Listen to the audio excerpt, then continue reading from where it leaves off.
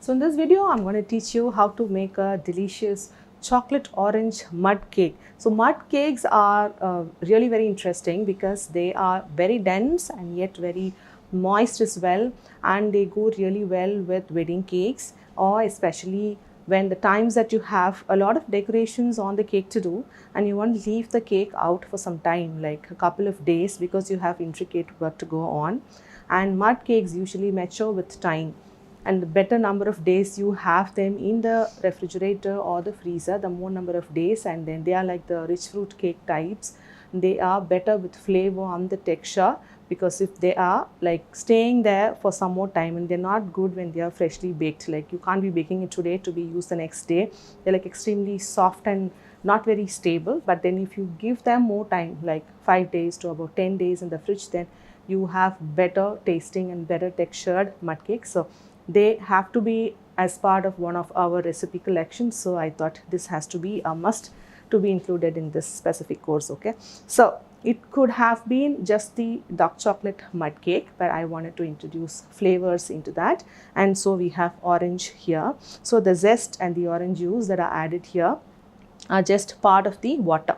So if you don't want this whole thing to be a chocolate orange mud cake, but then you prefer to make it like chocolate mud cake, then you can just replace the orange juice with water and then follow the rest of the recipe as it is, and then you're going to have a dark chocolate mud cake as well. But now we are just going to go ahead and then make chocolate orange mud cake that is going to be used as a travel cake in this particular course. Okay, so the ingredients that I have here, we're just going to cook one part of it, which is the butter, together with water, coffee powder, and then I have chocolate.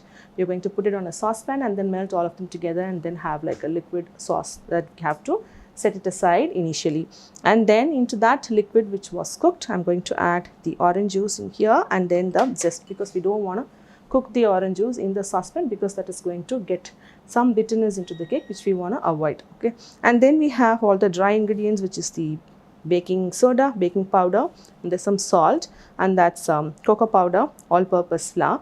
You're sifting them together and then adding the sugar into it to mix it and then set it aside. And then we have the wet, which is the eggs, the oil and curd. We're just putting them together, and then we'll combine all of them and then make the batter. I'm going to use a handheld beater, because this is like a really lesser portion, because I have a very cute little travel cake mold which I'm just going to show to you. So it's like a very small portioned one.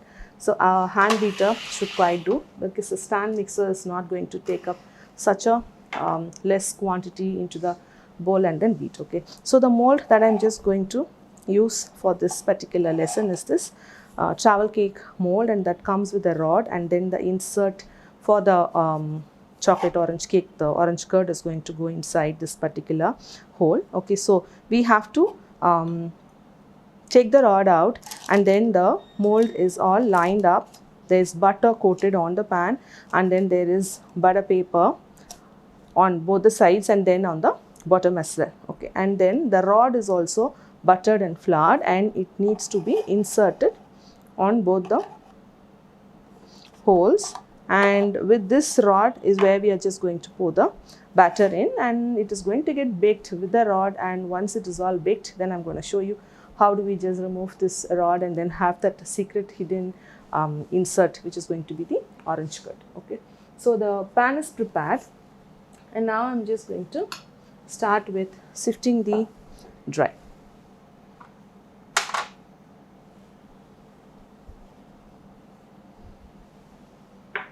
All-purpose flour, cocoa powder, baking powder, baking soda, and then the salt.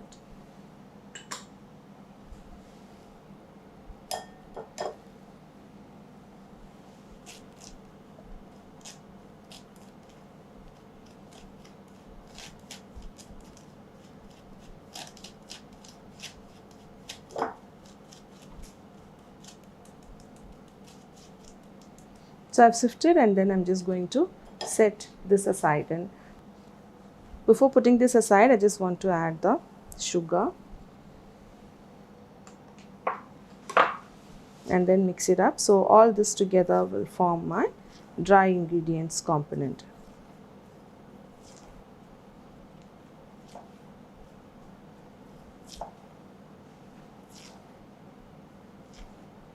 Okay, so now setting this aside, and now I will need the induction stove.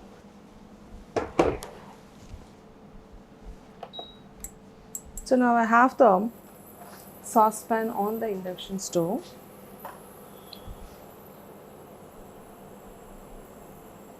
Now adding in the butter.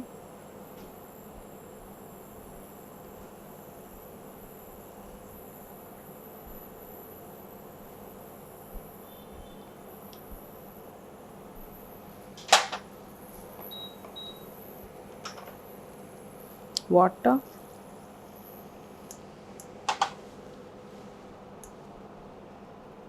Coffee powder.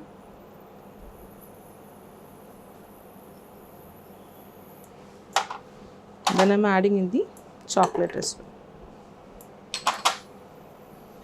So you want the chocolate, coffee, water and butter all to melt together. So you want to do it on low flame. You don't want the chocolate to burn. So once you have the chocolate completely melted, you can just switch off the stove. So, okay, so this is all melted completely. Okay, so I'm just going to set this aside. Now in another bowl, I'm just going to add in all the liquid ingredients, which will be curd,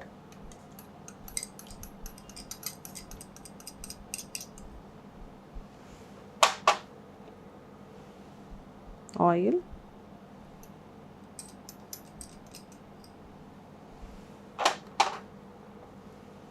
and then the eggs.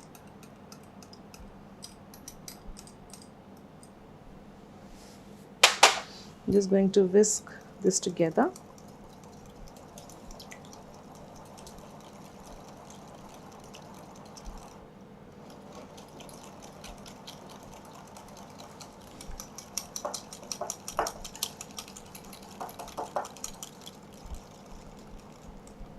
Okay, and then set this one aside as well.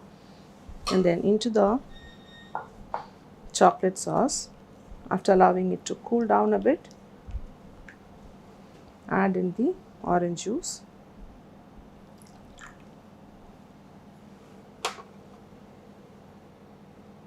and the zest as well. Then mix it up together.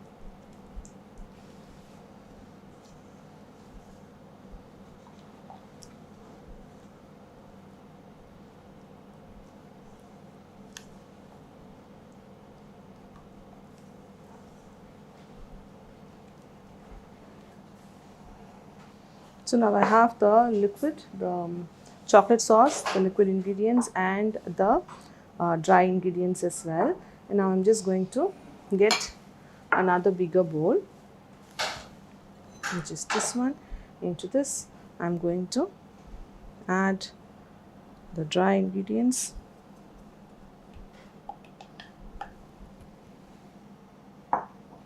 Into that, make a well and add the chocolate sauce. And first we beat the chocolate sauce together with the dry for about a couple of minutes, and then we'll add the wet ingredients.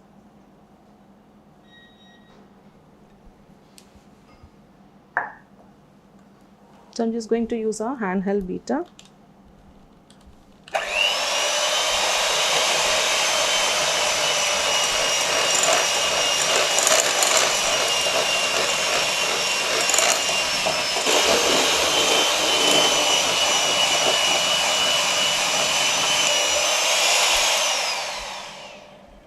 So what you have here is kind of a thick butter sauce. Okay, so before adding in the wet, that is what you can expect, a flowy thick batter. Okay, so into this I'm just going to add in the liquid ingredients, which is the oil, curd and the eggs.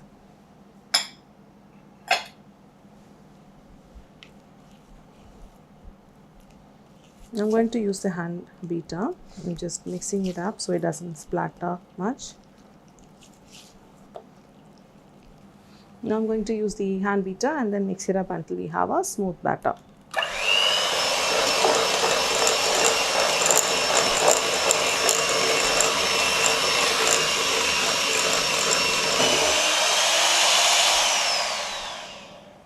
So now the batter is ready, and then I'm just going to transfer the batter into the mold.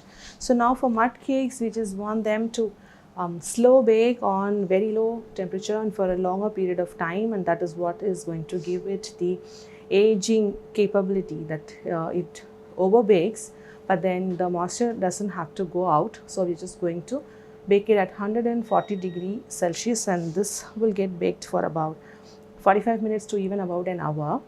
Why? Because even after the toothpick has come out clean, we are going to keep it back into the oven and then allow it to bake more than it is the normal doneness. So for this particular mold and this particular amount of the batter, you can bake anywhere between 45 to 50 minutes. And if you're just scared of things getting burnt up or something, you can even cover the top with the foil and keep it in the oven. Because if it is not going to over bake, then this is going to be a very unstable sponge, because when you're going to take it out of the oven, it is going to be like it's kind of going to be crumbly, or it could break any time or things like that, because it's going to be extremely soft the moment it comes out of the oven. So we'll be freezing it, and only after which we will be able to use it. And that is when you're going to cut slices, we are going to have extremely stable slice, and that comes with over baking. So at 140 degrees Celsius, obviously your oven has to be preheating at this stage, and then we bake anywhere between 45 to about 45 minutes to about an hour. Okay, so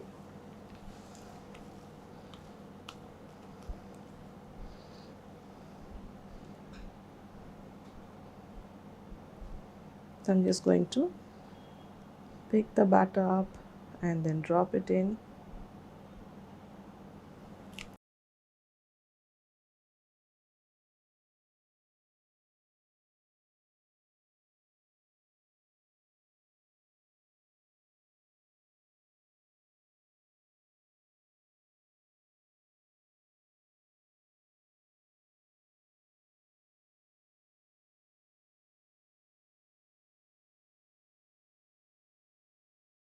So I've transferred the batter into the pan. You can just see the rod is all above the batter, but then the batter is going to rise up and then it is going to come all the way above the rod. Okay, so I'm just going to tap it once.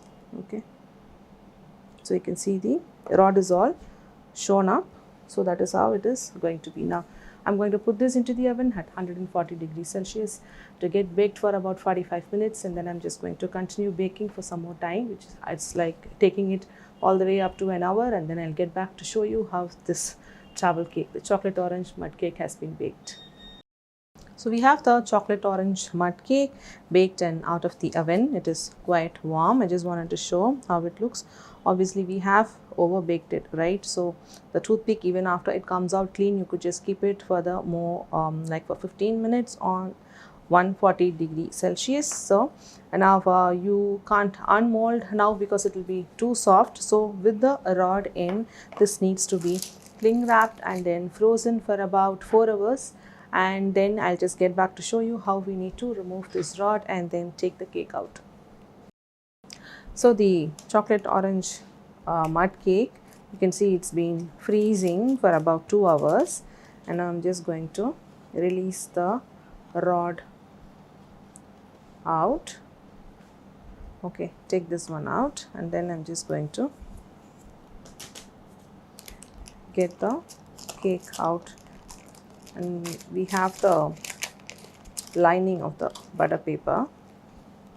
So it's just taken out of the